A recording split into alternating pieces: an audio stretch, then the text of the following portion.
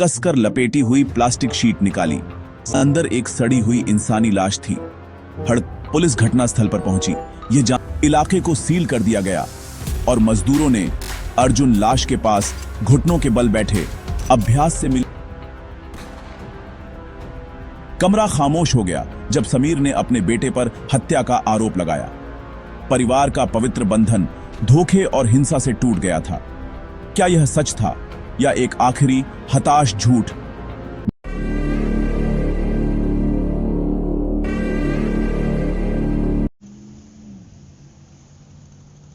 हम अपने बच्चों को अजनबियों से सावधान रहने की चेतावनी देते हैं, लेकिन क्या होगा अगर असली खतरा हमारे अपने घरों के अंदर हो? कभी कभी जिन लोगों पर हम सबसे ज्यादा भरोसा करते हैं वे हमारे सबसे गहरे डर की वजह बन जाते हैं, और जो दीवारें हमें बचाने के लिए होती हैं वे सबसे बुरे धोखे की गवाह बनती हैं। आज हम पुणे के एक परिवार के राज को उजागर करते हैं, एक ऐसी त्रासदी जो एक गुमशुदा व्यक्ति से शुरू हुई और एक भयानक सच के साथ खत्म हुई। पुणे में एक आम सुबह एक अधूरी बिल्डिंग में काम कर रहे मजदूरों को एक डरावना अनुभव हुआ। रामलाल के फावड़े से कुछ नरम चीज टकराई। उसे लगा कचरा है, लेकिन बदबू ने कुछ और ही कहानी बताई।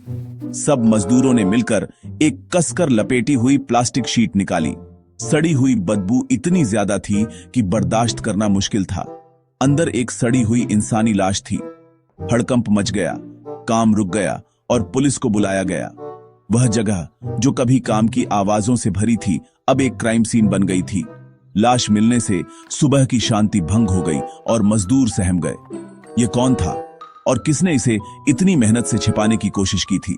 जांच शुरू होने वाली थी। पुलिस घटनास्थल पर पहुंची, यह जानते हुए कि यह कोई आम मामला नहीं था। लाश छिपी हुई और खामोश एक बहुत गहरी कहानी का पहला सुराग थी। शहर की दिनचर्या उसकी सतह के नीचे दबे एक राज्य से टूट गई थी। जवाबों की तलाश शुरू हो चुकी थी। पुलिस सायरन की आवाज हवा में गूंजी जब इंस्पेक्टर राहुल और फॉरेंसिक एक्सपर्ट अर्जुन पहुंचे। इलाके को सील कर दिया गया और मजदूरों ने, जो अभी भी सदमे में थे, उस भयानक खोज की तरफ इशारा किया। अर्जुन लाश के पास घुटनों के बल बैठे अभ्यास से मिली सावधानी से उसकी जांच कर रहे थे। राहुल ने मजदूरों से बयान लेने और घटनास्थल की पूरी डॉक्यूमेंटेशन करने का आदेश दिया। कातिल ने इस सुनसान जगह को बहुत सावधानी से चुना था, यह उम्मीद करते हुए कि कंस्ट्रक्शन इस जुर्म को हमेशा के लिए छिपा देगा। लेकिन प्लान फेल हो गया। लाश मिल गई और जांच शुरू हो गई थी। संघर्ष के कोई निशान नहीं थे जिससे पता चलता था कि हत्या कहीं और हुई थी। सबूत एक सोचे समझे, जानबूझकर किए गए काम की तरफ इशारा कर रहे थे। अब टीम को झूठ के जाल को सुलझाना था और सच को सामने लाना था। कातिल की तलाश आधिकारिक तौर पर शुरू हो चुकी थी। अर्जुन की जांच से चौंकाने वाले खुलासे हुए। लाश को मरे हुए 1 महीने से ज्यादा हो गया था, लेकिन उसे 1 हफ्ते पहले ही दफनाया गया था। इसे कहीं और एक ठंडी सूखी जगह पर रखा गया था, फिर उसे यहां लाया गया। सड़ने की प्रक्रिया तेज करने और सबूत मिटाने के लिए केमिकल्स और नमक का इस्तेमाल किया गया था। यह कोई घबराहट में की गई लीपापोती नहीं थी। यह एक जिंदगी को मिटाने की सोची समझी कोशिश थी। कातिल धैर्यवान, व्यवस्थित और बेरहम था। लाश को पूरी ऑटोप्सी के लिए भेजा गया। उम्मीद थी कि और राज सामने आएंगे। जांच अब समय के खिलाफ एक दौड़ थी। कातिल से पहले ही हफ्तों पीछे पीड़ित की खामोश कहानी अब सामने आने लगी थी। टीम ने खुद को अगले खुलासे के लिए तैयार किया। ऐसा लग रहा था कि मरे हुए लोग अब बोलने को तैयार थे। ऑटोप्सी ने भयानक सच की पुष्टि की। कई चाकू के घाव, कुंद चीज से लगी चोटें और हिंसा का एक उन्माद। पीड़ित एक महिला थी, 40 से 45 साल की, जिसे बहुत ज्यादा गुस्से में मारा गया था। यह निजी था। कातिल उसे अच्छी तरह जानता था। बचाव के घावों से पता चला कि उसने अपनी जान बचाने के लिए बेतहाशा संघर्ष किया था। यह कोई आकस्मिक घटना नहीं थी, बल्कि किसी करीबी का धोखा था। बर्बरता गहरी नफरत की तरफ इशारा कर रही थी। जांच अब उसके रिश्तों पर केंद्रित थी। कौन उससे इतनी नफरत कर सकता था कि उसे इस तरह मार डाले? पीड़ित की पहचान करना अगला महत्वपूर्ण कदम था। तभी टीम उसके कातिल तक पहुंच सकती थी। उसकी पहचान की तलाश जांच का एक अहम मोड़ बन गई। टीम ने गुमशुदा लोगों की रिपोर्ट्स को खंगाला एक मैच की तलाश में। कई दिनों के बाद एक रिपोर्ट सामने आई। मीना देशपांडे, 42 साल की, 1 महीने से लापता। उसके पति समीर ने रिपोर्ट दर्ज कराई थी। दावा किया था कि वह झगड़े के बाद चली गई थी। फॉरेंसिक सुप्रीम पोजीशन और टखने में एक सर्जिकल पिन ने पुष्टि की कि लाश मीना की थी। बेनाम पीड़ित को आखिरकार एक पहचान मिल गई। अब जांच उसकी दुनिया पर केंद्रित हो सकती थी, उसका परिवार, उसके राज। अगला कदम देशपांडे निवास पर जाना। टीम दिल दहला देने वाली खबर देने और एक ऐसे कातिल की तलाश करने के लिए तैयार थी जो शायद घर के करीब ही था। मीना की कहानी अब खामोश नहीं थी। सच सामने आने वाला था। परिवार का मुखौटा टूटने वाला था। असली जांच अब भी शुरू हो रही थी। देशपांडे का घर आम दिख रहा था, लेकिन अंदर तनाव उबल रहा था। समीर, मीना के पति, ने जांचकर्ताओं का अजीब शांति से स्वागत किया। मीना के लापता होने के बारे में उसके जवाब सपाट, रटे रटाए और भावहीन थे। घर में एक अजीब सी खामोशी थी, जैसे सामान्य दिखने की बहुत कोशिश की जा रही हो। कोई हाल की पारिवारिक तस्वीरें नहीं, कोई गर्मजोशी नहीं, बस एक ठंडा बनावटी माहौल। समीर की बेफिक्री ने शक पैदा किया। जांचकर्ताओं ने गहराई से जांच की, उसकी शांत मुखौटे के पीछे राज महसूस करते हुए। माहौल अनकही सच्चाइयों से भरा हुआ था। परिवार की परफेक्ट इमेज टूट रही थी। जांचकर्ता जानते थे कि वे किसी गहरे राज के करीब थे। घर सिर्फ दुख से ज्यादा चीजें छिपा रहा था। जवाबों की तलाश तेज हो गई। सामान्य होने का नकाब खिसक रहा था। समीर को पूछताछ के लिए लाया गया। जब उसके घर की तलाशी की घोषणा की गई तो उसकी शांति भंग होने लगी।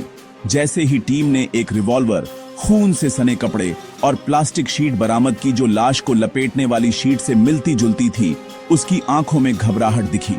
जब सबूतों का सामना कराया गया तो समीर की शांति टूट गई। वह टूट गया पछतावे से नहीं, बल्कि हताशा से। वह मैं नहीं था, वह मेरा बेटा रोहन था। वह चिल्लाया, अपने ही बच्चे पर इल्जाम लगाते हुए। जांचकर्ता दंग रह गए। त्रासदी और गहरी हो गई थी। क्या यह एक हताश झूठ था या एक भयानक सच? सबूत बहुत ज्यादा थे, लेकिन कबूलनामे ने मामले को और उलझा दिया। परिवार के सबसे गहरे राज बाहर आ रहे थे। जांच अब एक नए संदिग्ध के साथ थी। पीड़ित और अपराधी के बीच की रेखा धुंधली हो गई थी। असली कातिल की तलाश तेज हो गई। परिवार का विनाश लगभग पूरा हो चुका था। कमरा खामोश हो गया जब समीर ने अपने बेटे पर हत्या का आरोप लगाया। परिवार का पवित्र बंधन धोखे और हिंसा से टूट गया था। क्या यह सच था या एक आखिरी हताश झूठ? मीना की हत्या ने उसके परिवार को अंदर से तबाह कर दिया था। जांच जारी रहेगी। रोहन को ढूंढना था, पूरी कहानी उजागर करनी थी। यह त्रासदी अब सिर्फ एक अपराध नहीं थी, बल्कि एक चेतावनी थी। कभी कभी सबसे बड़े खतरे हमारे सबसे करीब होते हैं। घर की शांति अकल्पनीय अंधेरे को छिपा सकती है। अंत में पीछे बची खामोशी सबसे तेज चीख होती है। देशपांडे परिवार की कहानी एक दिल दहला देने वाली याद दिलाती है। विश्वास एक बार टूट जाने पर कभी पूरी तरह बहाल नहीं हो सकता। मुझसे एक गलती हो गई, एक बहुत बड़ी गलती। मुझे पुलिस के पास जाना चाहिए था। मुझे शुरू से ही सच बताना चाहिए था। लेकिन मैं एक बाप हूँ। मैं अपने ही बेटे को कैसे सौंप सकता था? वह मेरा बेटा है। मुझे लगा मैं उसे बचा रहा था, लेकिन मैं हम सबको और गहरे दलदल में धकेलता जा रहा था। इंटेरोगेशन रूम में हरीश शर्मा अफसोस से भरे बैठे थे। उनके चेहरे पर चिंता की लकीरें थीं। उनकी आवाज मुश्किल से सुनाई दे रही थी। खामोशी भारी थी, एक परिवार की ट्रेजेडी के दर्द से भरी हुई। हरीश को हमेशा अपने उसूलों पर गर्व था, लेकिन एक गलत प्यार के काम ने सब कुछ तबाह कर दिया। उन्होंने अपने बेटे रोहन को प्रॉपर्टी के झगड़े से पैदा हुए क्राइम के अंजाम से बचाने का फैसला किया। हरीश का कबूलनामा एक बोझ को धीरे धीरे दर्दनाक तरीके से बाहर निकालने जैसा था, जो अब और सहा नहीं जा सकता था। कई हफ्तों तक वह झूठ में जिए, डर और जुर्म से घिरे रहे।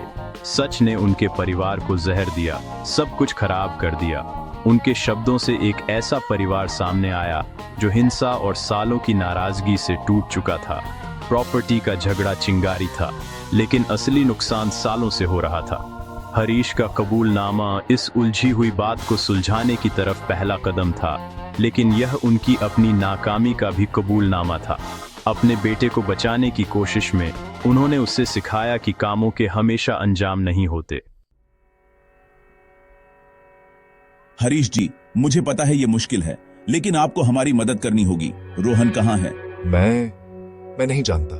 वह कुछ दिन पहले चला गया। वह परेशान था, कहा कि उसे अकेले समय चाहिए। हम उसे ढूंढ लेंगे हरीश जी, लेकिन अब से हर झूठ आपके और उसके लिए चीजें और खराब ही करेगा। आपने सच के रास्ते पर चलना शुरू कर दिया है। अब पीछे मत हटिए। हमें जानना है क्या हुआ। रोहन को बंदूक कहां से मिली? इंस्पेक्टर विक्रम ने सुना। उनका चेहरा बेअसर था। उन्होंने यह पहले भी देखा था। पहले इनकार, फिर कबूलनामा। वह हरीश की उलझन को समझते थे, लेकिन उनका काम सच ढूंढना था। हथियार के बारे में सवाल हरीश को बहुत चुभा। उनकी आंखों में घबराहट और निराशा भर गई। क्राइम के बाद रोहन अपने ही घर में एक भूत बन गया था, गुमसुम, डरा हुआ, परेशान। हरीश ने उससे बात करने की कोशिश की, लेकिन ऐसा था जैसे किसी अजनबी से बात कर रहे हों। हरीश का जवाब कमजोर था, एक टालने का तरीका। इंस्पेक्टर विक्रम इसे समझ गए। उन्होंने यह कहानी पहले भी सुनी थी, भागा हुआ संदिग्ध, अनजान परिवार। हरीश अभी भी कुछ छुपा रहे थे, कबूलनामे और पूरी जानकारी के बीच फंसे हुए थे। हथियार के बारे में सवाल ने एक गहरा दरवाजा खोला, जो क्राइम की मॉडर्न रियलिटी की तरफ ले जाता था। हरीश जी, यह सिर्फ आपके बेटे के बारे में नहीं है। यह इस बारे में है कि अब कोई भी कितनी आसानी से हथियार ले सकता है। चुप, हारा हुआ। हमें सच चाहिए, सबके भले के लिए। इन्वेस्टिगेशन अभी शुरू ही हुई थी। उसने इसे ऑनलाइन खरीदा था, है ना? सिर हिलाते हुए। हथियार डार्क वेब पर खरीदा गया ने एक फैमिली डिस्प्यूट को ट्रेजेडी में बदल दिया। रोहन ने किसी लोकल आर्म्स डीलर को नहीं ढूंढा। उसे जो चाहिए था वह ऑनलाइन मिल गया। यह एक जनरेशनल प्रॉब्लम है। हमारे बच्चे एक क्लिक से दुनिया के सबसे डार्क कोनों तक पहुंच सकते हैं। वे एक पिंजरा की तरह आसानी से हथियार ऑनर्डर कर सकते हैं, स्क्रीन के पीछे खुद को इनविंसिबल महसूस करते हुए। लॉ एनफोर्समेंट अब दो मोर्चों पर क्राइम से लड़ती है, फिजिकल और डिजिटल। बॉर्डर्स डिजिटल हैं, क्रिमिनल्स एन्क्रिप्शन के पीछे छिपे हैं। रोहन का केस एक कड़वी याद दिलाता है, क्राइम ग्लोबल हो गया है और कोई भी इसमें फंस सकता है। हम सिर्फ एक फैमिली डिस्प्यूट से नहीं निपट रहे हैं, हम क्राइम के एक डिजिटल नेटवर्क के खिलाफ हैं। चैलेंज कभी इतना बड़ा नहीं था। उसे लगता है उसने अपने ट्रैक छुपा दिए, लेकिन घबराहट लोगों को लापरवाह बना देती है। हरीश ने कहा कि उन्होंने हथियार नहर में फेंक दिया, हम वहां गोताखोर भेजेंगे। उसने कहा कि उन्होंने कपड़े जला दिए। फॉरेंसिक टीम बर्न साइट की जांच करेगी। हर झूठ एक निशान छोड़ जाता है, कवर अप ही सबूत बन जाता है। हर बेताबी भरी हरकत ने हमारे लिए रास्ता आसान बना दिया। इंस्पेक्टर विक्रम ने अपनी टीम को ब्रीफ किया। हरीश के कबूलनामे ने उन्हें मोटिव, सस्पेक्ट और तरीका बताया, लेकिन इसने कॉम्प्लिसिटी भी बताई। हरीश एक एक्सेसरी बन गए, सीन को साफ करने और सबूत मिटाने में मदद की। एक गलत फैसला घबराहट और प्यार से पैदा हुआ, बड़ी गलतियों में बदल गया। टीम ने टाइमलाइन बनाई, बहस, गोली, कवर अप, रोहन का गायब होना, हरीश का जुर्म। प्रॉपर्टी का झगड़ा कोर्ट में सुलझाया जाना चाहिए था, न कि गोली से। उसके बाद का समय सच्चाई को मिटाने की एक बेताबी भरी कोशिश बन गया। ये कवर अप चीजों को मुश्किल बनाता है, लेकिन ये हमारी चाबी भी है। धोखे का जाल खुल रहा था। हम सच ढूंढ निकालेंगे, चाहे वह कितना भी गहरा दबा हो। और हम इसमें शामिल सभी लोगों को न्याय दिलाएंगे। ऑनलाइन हथियार खरीदने साइबर क्राइम यूनिट को एक्शन में ला दिया। ऑफिसर समीर ने रोहन के डिजिटल ट्रेल को ट्रेस करना शुरू किया। एक मुश्किल काम। डार्क वेब गुमनामी के लिए बनाया गया है, जिसमें सेलर रेटिंग्स और escrow services real e commerce की नकल करते हैं। रोहन के लिए यह खतरनाक रूप से आसान था। कोई मीटिंग नहीं, देखे जाने का कोई जोखिम नहीं, बस कुछ क्लिक और एक डिलीवरी। इंटरनेट ने क्राइम को फलने फूलने के नए रास्ते दिए हैं। अवैध हथियारों का व्यापार अब एक ग्लोबल 24/7 मार्केटप्लेस है। रोहन के काम एक बहुत बड़ी प्रॉब्लम का हिस्सा है। समीर की टीम ने डिजिटल सुरागों की तलाश की, वॉलेट एड्रेस, चैट लॉग्स, कुछ भी जो रोहन ने पीछे छोड़ा हो। लक्ष्य रोहन के पतन की एक डिजिटल तस्वीर बनाना था। उसे ये साइट्स कैसे मिली? क्या वह अकेला काम कर रहा था? जवाब डेटा में छिपे थे। एक नौजवान के डिजिटल अंधेरे में सफर का एक खामोश गवाह। इन्वेस्टिगेशन एक नए मोर्चे में प्रवेश कर चुकी थी।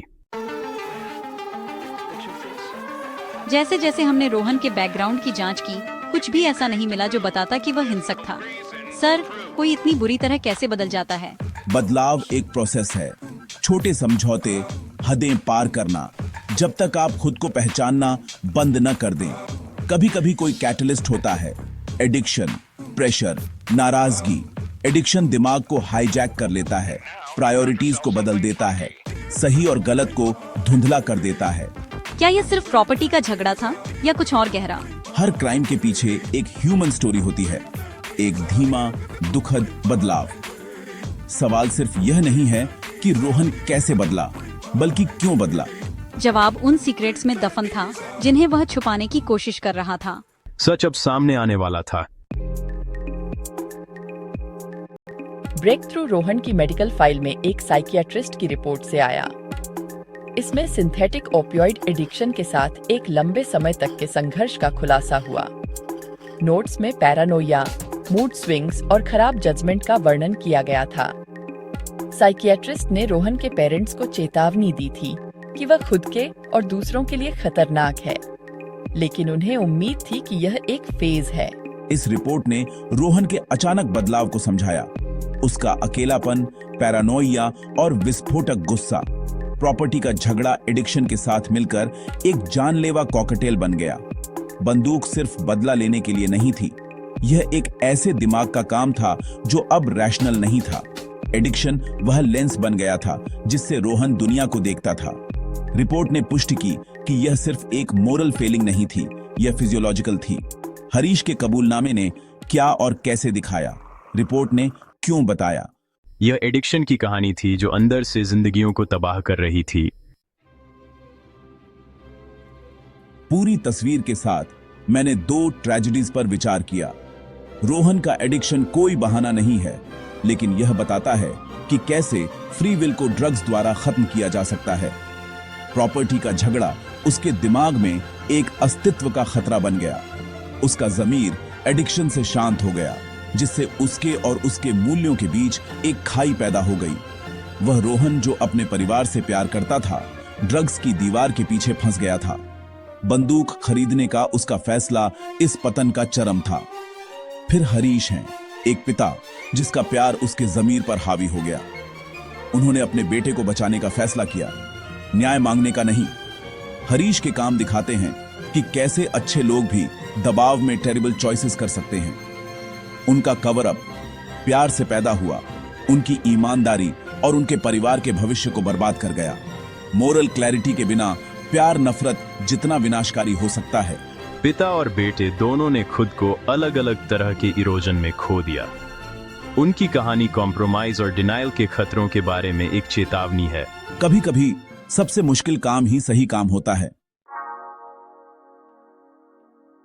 आखिर में यह एक पिता और बेटे की कहानी है जिन्होंने भयानक गलतियां की।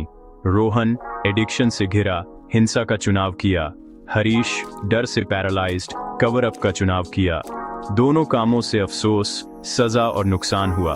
उनका परिवार जो कभी मजबूत था, ट्रेजेडी का प्रतीक बन गया।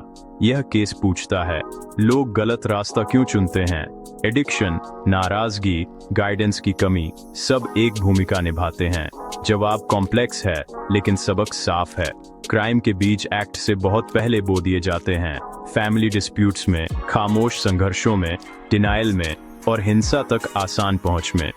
यह कम्युनिकेशन करने, मदद मांगने और सही काम करने की हिम्मत रखने की याद दिलाता है। हम गुस्से और डर के पलों में जो चुनाव करते हैं, वे हमारे भविष्य और उन लोगों को डिफाइन करते हैं जिन्हें हम प्यार करते हैं। सतर्क रहें, दयालु रहें और सही रास्ता चुनने के लिए बहादुर बनें। क्योंकि एक बार गलत रास्ता चुन लिया जाए तो वापस आने का सफर अक्सर नामुमकिन होता है।